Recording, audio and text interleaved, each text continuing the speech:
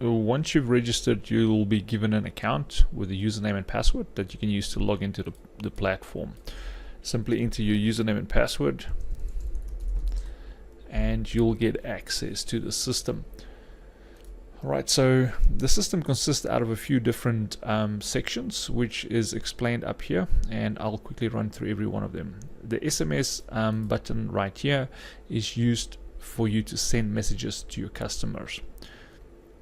If a customer reply, that reply will typically be found in your inbox. You'll be able to see when it came in, from who, what the phone number was, and from which campaign they responded to.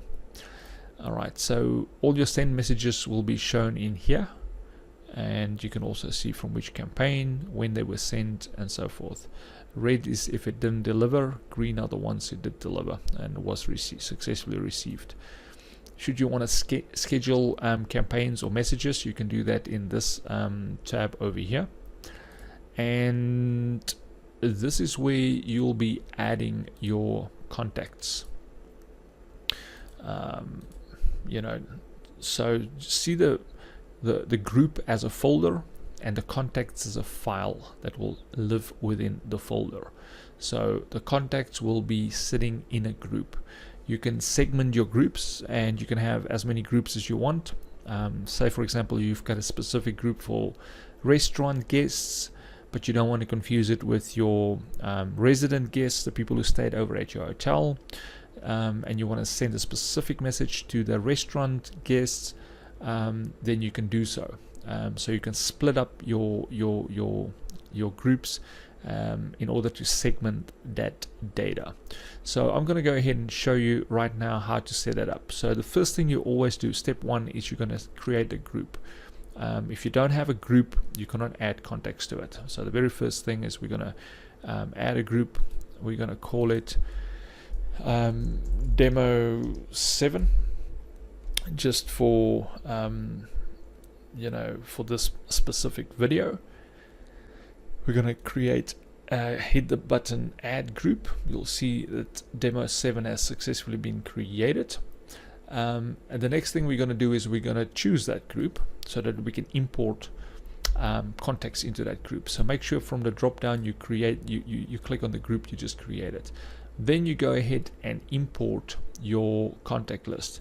If you do not have a CSV file that you pulled from your database, maybe you've got a book full of contacts that you want to import, then you'll typically add them here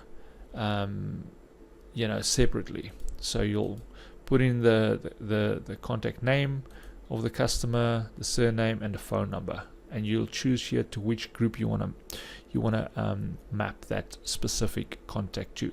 But should you have a CSV file with all your names, phone numbers, and email addresses and that sort of data, you can just simply go ahead and import it. So I've got a file. You can also manually add phone numbers, name, and surname separated by comma. But this is the way that I would say 90% of clients would use the platform. They'll simply just find a Excel SUV spreadsheet. I've got one here, and we'll import that. The system will do you'll have to map what data against what data you're going to use. So we just really want to concentrate on two vital bits of information within your database, which is the name. So you'll map that to first name. Email we don't really care about because we're not going to email from this platform.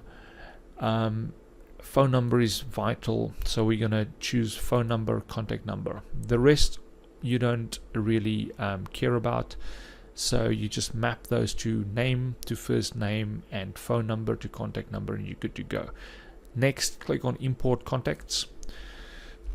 The system will validate all the phone numbers in your database. Sometimes there's customers who no longer have a valid phone number, or they put in the incorrect phone number. So you don't want to be sending out messages unnecessarily to contacts who don't have a valid phone number. So the good thing is our system will check every one of the phone numbers, and you can see from nearly 500 it pulled back 289 which were valid. We're going to click done. With all your contacts imported, what you need to do is you need to go and select all of them. This is only the first page, so you'll see it selected. It selects usually about 100 at a time.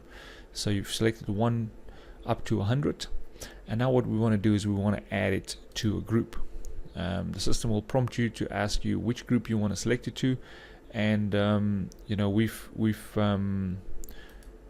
created for group demo 7, so we're going to add it to that group, and you'll see that 100 contacts has been added to demo 7.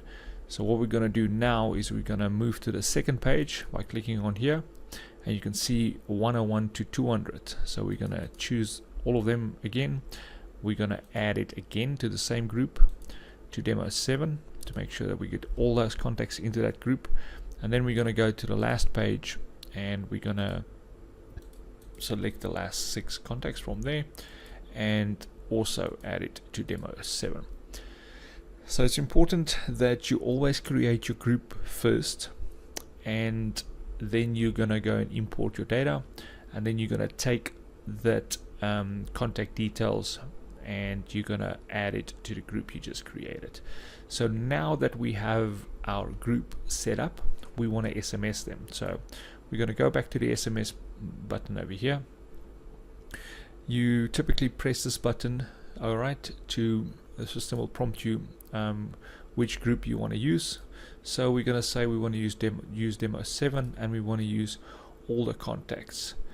Alright, you click this button over here, the green one that says add group to list, because this is the sending list. Alright, so we're going to add the list, and then make sure that you tick it and then say accept. You'll now see that that group has been added here. Alright, demo 7 is going to be the recipient of who we're going to be sending this message to. Should you want to add some more manual numbers, you can add them here and separate them by comma. If you want to add additional numbers to this message or this campaign, you can give your campaign a name. Demo 7 first message, whatever it is you want, because remember, you're going to see that in your stats and your report. So if you want to see how each report that you can measure it against a campaign name.